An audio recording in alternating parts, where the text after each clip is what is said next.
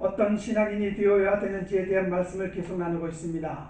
돕는 자, 주는 자, 약한 자, 정직한 자, 지난주에는 지키는 자에 대해서 말씀드렸습니다. 그래서 오늘은 세우는 자에 대해서 말씀을 전하려고 합니다. 그리고 다음 주까지 해서 이제 이런 제목을 가지고 이제 말씀을 마치고 추수감사절 말씀을 준비하고 있는데요. 세우는 자, 오늘은 세우는 자입니다. 어떠세요, 여러분? 지난주 제가 지키는 자에 대해서 말씀을 드렸는데 한 주간 동안에 들은 말씀을 생각하며 각자 자기 위치에서 믿음을 지키려고 말씀을 지키려고 애쓰면서 보냈습니까? 아니면 들은 말씀 다 잊어버리고 여전히 지금까지 살아온 그 모습 그대로 보내왔습니까? 오늘 이 자리에 오기까지 한 주간의 삶이 어떠셨는지 모르겠어요. 제 아무리 명설교를 듣고 제 아무리 성경을 많이 알아도 다시 한번 강조하지만 듣고 배운 말씀을 지키기 위해 자신을 죽이고 자신을 낮추고 절제하고 세상 것들을 조금씩 끊어나가지 않으면 아무 소용이 없다는 것을 전제하고 다시 한번 간절한 마음을 가지고 말씀을 전하려고 하는데, 이 지킨다는 헬라어 지난주 말씀드렸어요. 히브리어로는 샤마르, 또 헬라어로는 테레스라고 말씀을 드렸습니다. 테레스. 이 테레스라는 말씀은 오늘 말씀과도 연결이 되어 있는데, 우리가 함께 봉독한 말씀 다시 한번 제가 읽어드린 이겁니다. 여호와께서 집을 세우지 아니하시면 세우는 자의 수고가 헛되며 여호와께서 성을 지키지 아니하시면 파수꾼의 깨어 있음이 헛되도다 라는 이 본문 말씀에서 말하는 세우는 자, 이것에 대해서 오늘 말씀을 전하려고 하는데, 시편은요 우리가 잘 아는 그대로 150장에 이르는 가장 긴 성경이죠. 그 중에 다윗이 지은 시가 73편입니다. 그리고 솔로몬이 지은 시가 두 가지예요. 72편과 오늘 함께 읽은 127편이 솔로몬이 성전에 올라가는 노래라고 이렇게 해서 지어진 딱 두 개가 있는데, 오늘 본문에서 여러분과 제가 찾아야 할 우리에게 주고자 하는 중심 메시지가 있는데, 그게 뭔가 하면요, 안타깝게도 솔로몬이 전도서에서 이미 수없이 밝혔듯이 안타깝게도 오늘 본문에서도 인간이 아무리 수고하고 애쓰고 무언가 해보려고 몸부림을 쳐도 소용이 없다라는 겁니다. 소용이 없다라는 거예요. 그러니까 전도서에 가보시면 알잖아요. 모든 것이 헛되니 모든 것이 다 헛되다. 다 헛되다는 것을 얘기하듯이 여기서도 같은 맥락을 가지고 헛되다라는 거예요. 다시 말해서 이거예요. 인간의 죽고 사는 일, 잘되고 못되는 일을 뜻하는 사자성어, 생사화복이라는 단어 아시죠? 생사화복과 어떤 사람이나 사물을 마음대로 쥐고 흔드는 것을 말하는 사자성어 또 있죠. 생살여탈. 이 모든 일들이 하나님의 손에 달려있다는 거예요. 나보다 힘세고 나보다 권력 있고 돈 많은 그 누군가 하는 것이 아니라 하나님의 손에 달려있다는 것을 알아야 되는데, 우리는 반대로 알고 있잖아요. 하나님의 손에 있다는 것보다는 나보다 많이 배운 사람, 돈 많은 사람, 힘센 사람, 권력 가진 사람, 그 사람에 의해서 좌지우지 되는 것을 착각하고 있는데, 성경은 그렇게 말하고 있지 않습니다. 오늘 본문에 보면요, 하우스, 집이라는 단어가 나오죠. 그 다음에 시티, 성이라는 단어가 나오는데, 이것을 집과 성을 하나님이 지키지 않으시면, 세우지 않으시면 헛되다, 소용이 없다라고 말하는데, 이게 무엇을 말하는 것일까? 그냥 놔두세요. 무엇을 말하는 것일까? 신학자들마다, 목회자들마다 집에 대한, 성에 대한 해석의 차이가 약간 다르게는 있는데, 우리가 잘 아는 대로 솔로몬은 하나님의 성전을 지은 사람이잖아요. 그래서 집과 성을 성전이다라고 설교하는 분들도 있었고요. 그리고 또 교회라고 설교하는 분들도 있었고요. 아니면 가정이다라고 설교하는 분들도 있었는데, 어느 것이 정확한 해석인지 솔직히 저도 구분이 잘 안 돼서 다양한 사람들의 설교를 들어봤고요. 주석이나 설명하는 것들을 찾아봤는데, 의외로 여기서 말하는 집, 여기서 말하는 성을 한 개인의 삶, 한 개인의 인생으로 지칭하는 것을 제가 여러 명의 설교 듣고 그래 이것이구나, 이것이 오히려 더 맞을지도 모르겠다라는 생각, 공감하는 마음을 가지고 저도 그 방향을 가지고 그런 주제를 가지고 말씀을 전하려고 합니다. 한 개인의 삶, 한 개인의 인생을 지칭하는 집, 성, 이것에 대해서 저는, 여러분은, 우리 모두는 나름대로 자기 위치에서 자기 할 일을 하며 자신의 행복과 성공적인 인생을 위해서 열심으로 살아가죠. 그렇죠? 직장에서, 사업장에서, 학교에서, 가정에서 젊은이들이나 어르신들이나 무언가 세워보려고 내 인생에 열심을 내고 노력을 하면서 살아갑니다. 100세 시대에 맞게 운동도 하고 정기적으로 병원도 다니고요. 음식도 유기농으로 먹고 건강식으로 먹고 몸에 좋은 것들을 골라 먹습니다. 뭐 한 20년 전만 해도 사실 공원이나 길거리에서 운동하는 사람 찾아보기 힘들었잖아요. 요즘에는 큰 길이든 작은 길이든 공원이든지 운동하는 사람들이 점점 늘어나고 있고 헬스클럽이 운영이 잘 되고 있지 않습니까? 그러니까 건강을 위해서 이렇게 열심히 노력을 하고 남들보다 좋은 위치, 더 나은 내일과 미래를 위해서 학생들은 잠을 설쳐가며 좋은 성적을 얻기 위해서 공부를 열심히 하고요. 그리고 공부를 마친 후에 대학을 졸업하고 어렵게 얻은 직장에서 동료들보다 더 빨리 승진하려고 정보를 수집합니다. 아이디어를 모읍니다.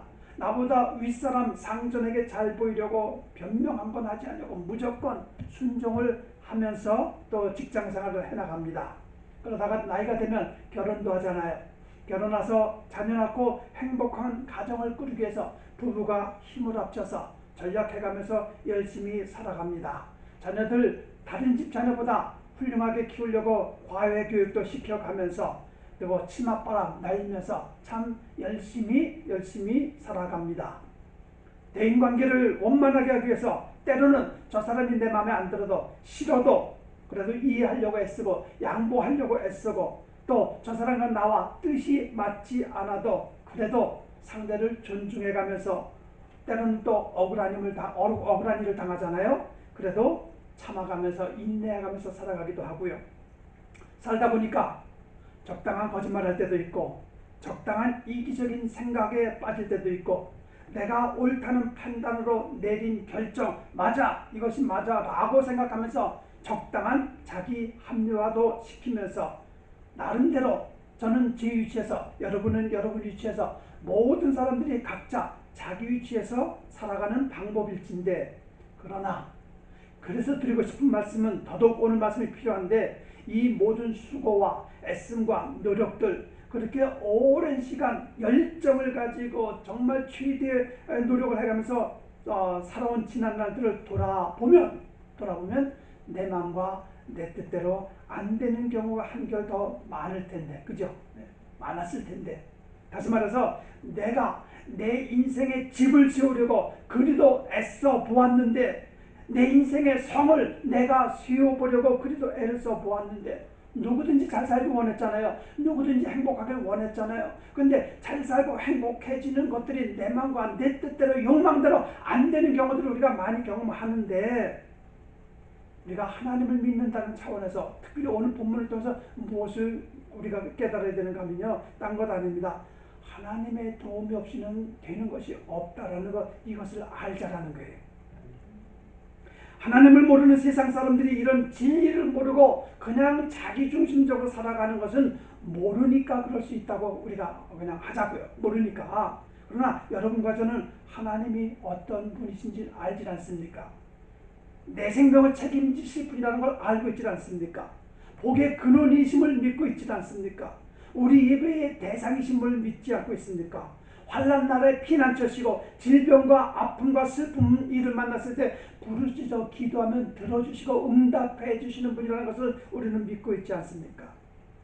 그렇다면, 그런 믿음이 있다면 더더욱 그분을 믿고 의지해야 될 터인데, 알면서도 믿는다고 하면서도 말과 생각과 이성으로는 알 것 같은데 정작 삶 속에서 행함이 없고, 그러니까 생각과 행함이 다른 거예요. 믿음의 행함이 아니라 말씀에 의한 행함이 아니라 여전히 자신의 생각대로 경험대로 살아가는 자들이 얼마나 많은가 말이에요. 귀한 말씀을 들었는데 그래 저 말씀이 맞아 저렇게 살아야지 들었는데 알았는데 여전히 생활 속에서 내 우선 내 뜻대로 자기 인생을 자기가 만들고 자기가 세워보려고 하나님의 뜻과 멀리 떨어진 행동을 가지고 살아가는 자들이 얼마나 많은가. 그래서 여전히 그런 자세로 살고 있는 자들에게 오늘 주시는 말씀이 있어요. 잠언 16장입니다. 16장 9절에 이런 말씀이 있어요. 사람이 마음으로 자기의 길을 계획할지라도 그의 걸음을 인도하시는 이는 여호와시니라 라는 말씀을 주셔요. 이게 무슨 말입니까? 내가 배운 것으로 내 실력과 경험으로 무언가 이루어보고 세워보려고 그렇게 마음과 정성을 쏟아보지만 뜻대로 안 되는 경우, 실패하는 경우, 안 된다고, 안 풀린다고, 왜 나는 뒤로 넘어져도 코가 깨지냐고, 그렇게 잘 준비를 했는데 이렇게 하면 될 것이라는 생각을 가지고 했는데 결과가 마음에 들지 않다 보니까 이게 뭐냐고 라는 비관적이고 실망스러운 일들 여러분 분명히 있었을 거예요. 저도 있었고요. 이런 경험들을 우리가 했는데 그럼 이런 경험들을 통해서 무엇을 깨달아야 되는가? 내 인생, 내 집, 내 성, 나의 미래 모든 것이 다 하나님의 손에 달려있음을 절실하게 깨닫고 더더욱 하나님을 믿는, 의뢰하는, 의지하는 성숙한 믿음의 사람이 되어보자라는 말이에요. 아무리 내가 세워보려고 몸부림을 쳐도 헛되고 아무리 내가 지켜보려고 애를 써도 그것이 헛되다는 본문의 말씀, 솔로몬의 이야기, 전도서 이야기들 정말 절실하게 정말 진지하게 생각해야 할 말씀은 아닌지 말이에요. 함께 연결시켜 설명할 수 있는 말씀이 잠언 16장 25절에도 이렇게 말씀하고 있습니다. 어떤 길은 사람이 보기에 바르나 필경은 사망의 길이니라 라는 말씀인데 이게 무슨 말이에요? 똑같은 거예요. 내 생각이 옳았어. 내가 주장하는 것이 맞았어. 그렇든 그것도 그렇게 살아보려고 애를 쓰는데 내가 싸워보려고 내가 세워보려고 뭔가 이루겠다라는 열정을 가지고 노력을 가지고 나름대로 플랜을 짜보고 계획을 짜보고 저 사람보다 좀 나은 아이디어를 제공해보려고 애를 쓰고 이렇게 살아가잖아요. 그것이 무엇이 됐든 학력이든 경력이든 권력이든 명예이든 모든 것들이 무용지물이 되어서 허무하게 끝나버린다면 하나님을 떠나고 교회와 예배를 멀리하고 시간도 물질도 생명까지도 다 하나님의 것이고만 내 것이라고 내 마음대로 써도 된다 라는 생각을 가지고 이렇게 살아가는 자들 성경이 분명하고 정확하게 얘기를 합니다. 아무 쓸모없이 될 것이다 라고 쓰레기처럼 될 것이다. 아니 쓰레기보다 심각한 멸망이라면 영원히 꺼지지 않은 불구덩이 가는 지름길로 가고 있는 그 모습이라면 분명 그렇게 될 것이라고 성경이 말하고 있잖아요. 분명 이를 갈며 후회할 날이 올 테니 생명을 가지고 살아가는 동안 제발 정신 차려 바른 믿음을 가지고 살아야 된다라고 수없이 이 단상을 통해서 선포되고 있건만 말씀으로 듣지 않고 외면한 채 하나님을 두렵고 떨림으로 섬기지 아니하는 이 무서운 경고의 말씀을 듣고도 깨닫지 못한다면 돌아서지 않는다면 분명 돌이킬 수 없는 통곡할 날이 올 것이라고 오랜 시간 동안 선지자들을 통해서 하나님의 사람들을 통해서 제자들을 통해서 심지어 하나님이신 예수님까지 이 땅에 오셔서 친히 알려주셨고 경고하셨는데 그런 비극을 만나지 않으려면 어떻게 됩니까? 오늘 이 말씀이 들려진 이 순간 지금부터 우리의 생각을 바꾸고 언행을 바꾸고 살아가는 이유와 목적을 바꿔야 된다는 얘기입니다. 성공적인 인생, 후회 없는 인생, 훗날 주님 앞에 부끄럽지 않게 설 수 있는 그리고 또 상급받는 감격적인 그런 순간을 맞이하려면 어찌해야 하는지 자, 이거를 또 잠언에서 이렇게 말하고 있어요. 잠언 16절에 보면요. 너의 행사를 여호와께 맡기라. 그리하면 네가 경영하는 것이 이루어지리라. 뉴 인터내셔널 버전에서는요. Commit to the Lord whatever you do.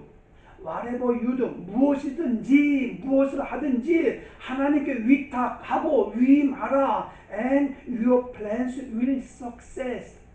하나님이 성공적으로 이끌어 가실 것이다 라는 말씀을 주고 있잖아요. 맡기라는 게 맡기라는 거예요.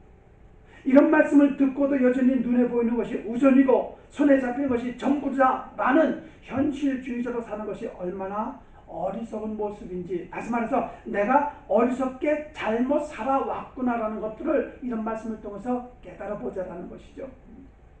이미 우리 주변에 저도 여러분도 수많은 사람들이 그렇게 허송세월을 시간을 낭비하면서 보내왔다는 거 우리가 알 수 있을 텐데, 오늘날 돌아가는 사회생활을 봐도 우리가 충분히 알 수 있잖아요.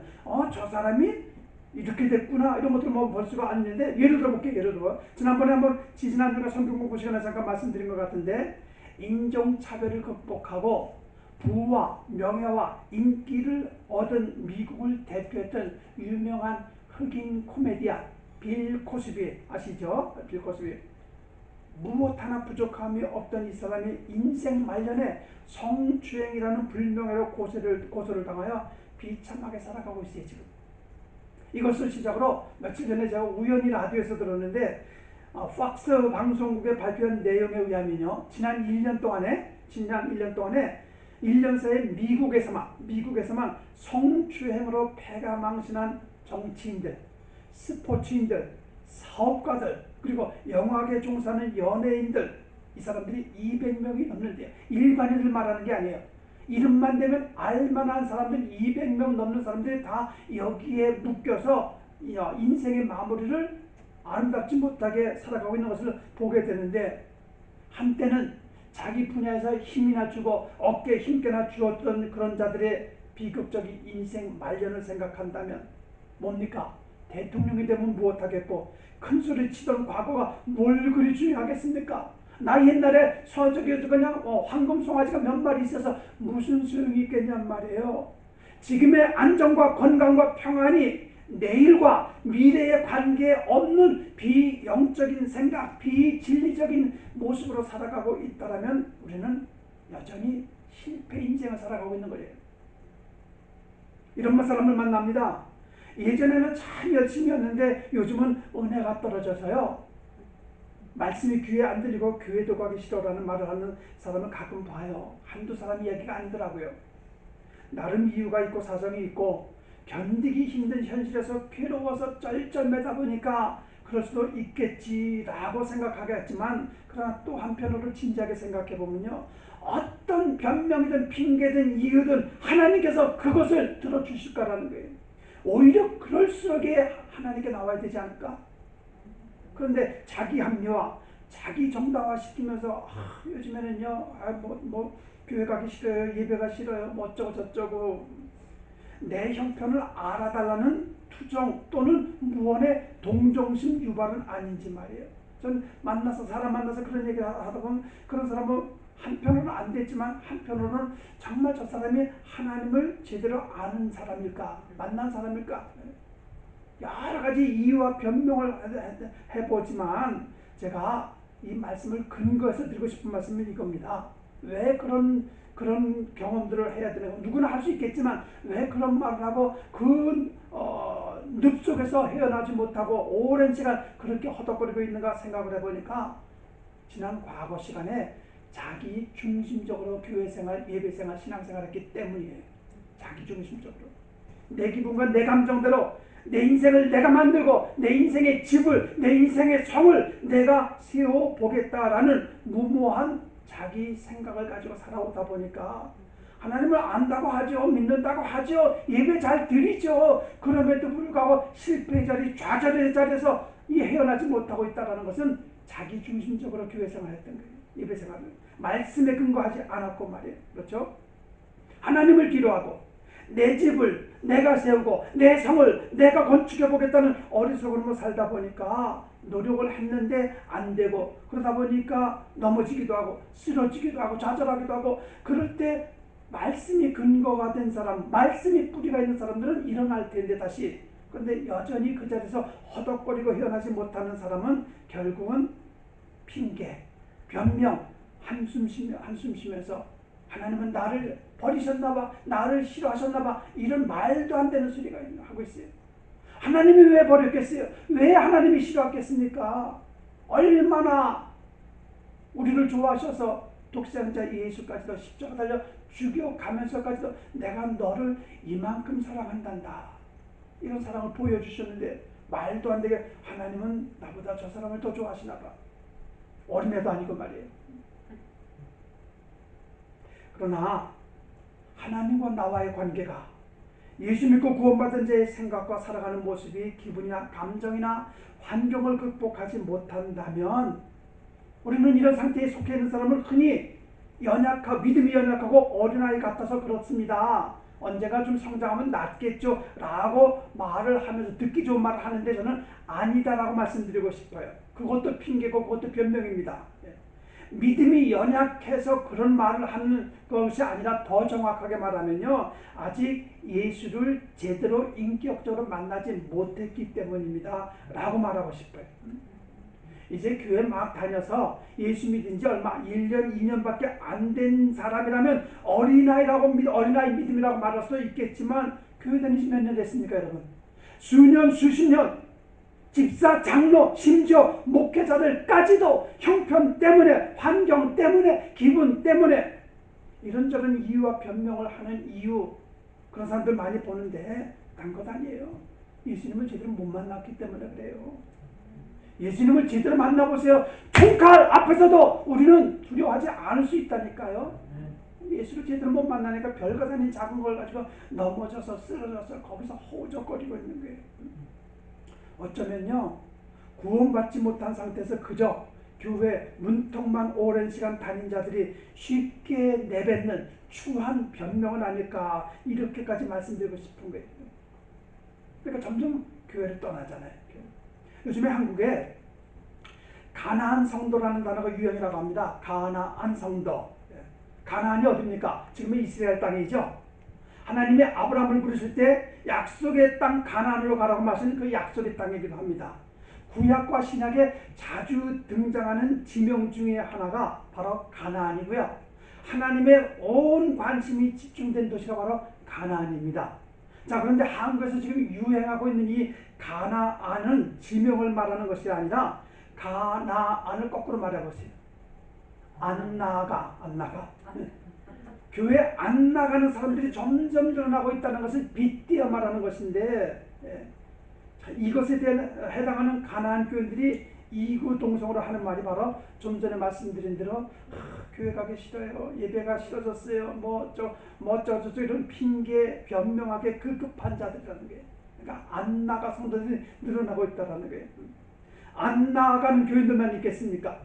성경을 반대로 읽으면 경건함도 없고 성장이 안 되는 교인들도 많고요. 전도를 반대로 읽으면 도전 아닙니까? 도저히 전혀 변화가 안 되는 교인들. 기도를 반대로 읽으면 도기 아닙니까? 도무지 기대가 안 되어 실망만 시키는 교인들. 다양한 종류의 교회 안의 사람들, 그렇게 오래 교회를 다녔건만 이런 소리를 듣기에도 충분한 자격이 되는 부끄러운 모습들을 보이는 자들이 얼마나 많은가. 어떠세요 여러분? 내 귀에 그런 소리가 들려집니까? 나는 아니야, 나는 자신있게 하나님 앞에 부끄러움 없이 살아갈 수 있어, 그렇게 살려고 애를 쓰고 있어, 이런 고백이 우리 입에서 나와야 될 텐데 말이에요. 왜 그럴까? 이유가 뭘까? 딴 것 아니죠. 하나님이 중심이고 말씀이 기준이 되어야 하는데 내가 기준인 거야, 내 생각이 옳은 거야, 내가 계획한 거야, 내 뜻이 더 맞아, 그렇게 결정하고 판단하고 계산해보고 유익이 되면 하고 아니면 포기하고, 사람과 사람 만났을 때 저 사람에게 내가 조금이라도 도움이 얻을 수 있을 것 같으면 만나고, 아니면 잘라버리고, 내 인생의 모든 것을 책임지실 여호와 하나님을 뒤로 하고 여전히 교회는 다니지만 예배는 드리지만 나 중심의 생각으로 내가 뭔가 세워보려고, 내가 뭔가 이루어보려고, 계획은 사람이 계획을 세울지라도 이루시는 분은 하나님이심을 전혀 아예 믿지 않고 살다 보니 결국 남는 건 뭡니까? 실패, 후회 좌절이라는 쓰디쓴 고백만 하지 않게 되겠습니까? 전기도 물도 없는 세계 최대 빈민국 아프리카를 여러 번 다니는 중에 잊지 못할 경험 하나를 말씀드리고 싶어요. 여기서 기니비사우라는 나라 가기 위해서는요, 아틀란타에서 뉴욕을 거쳐서, 뉴욕에서 세네갈을 거쳐서 기니비사우를 가게 됩니다. 근데 세네갈을 도착했는데 이중으로 티켓을 팔아먹는 세네갈의 전산 시스템 이상으로 2박 3일을 세네갈에 머물게 되는 시간이 있었어요.